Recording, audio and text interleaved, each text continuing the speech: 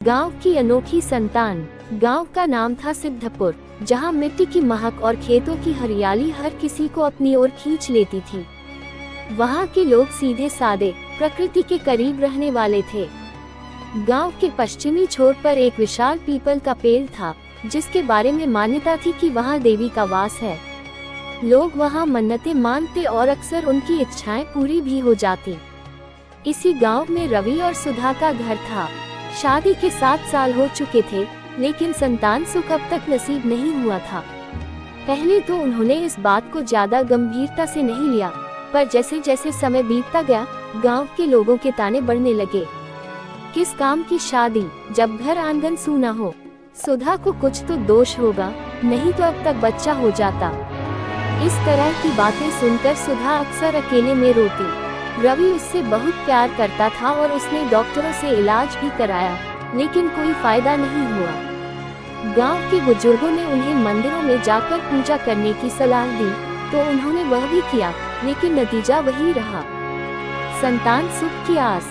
एक दिन गांव की सबसे बुजुर्ग महिला दादी माँ, जो अपनी जड़ी बूटियों और पारंपरिक ज्ञान के लिए मशहूर थी, सुधा के पास आई। उन्होंने सुधा के सिर पर हाथ फेरते हुए कहा, बेटा, प्रकृति की गोद में हर समस्या का हल छुपा होता है। तुम इस गांव की बेटी हो, तुम्हें संतान सुख जरूर मिलेगा, लेकिन उसके लिए तुम्हें प्रकृति से जुड़ना होगा।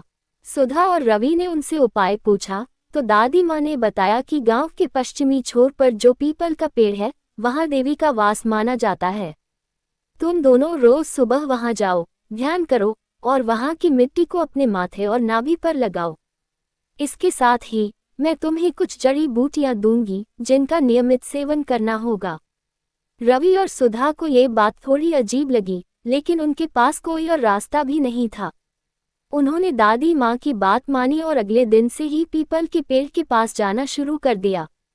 आस्था का चमत्कार। हर सुबह वे सूर्योदय के समय वहां जाते, ध्यान लगाते और मिट्टी माथे पर लगाते।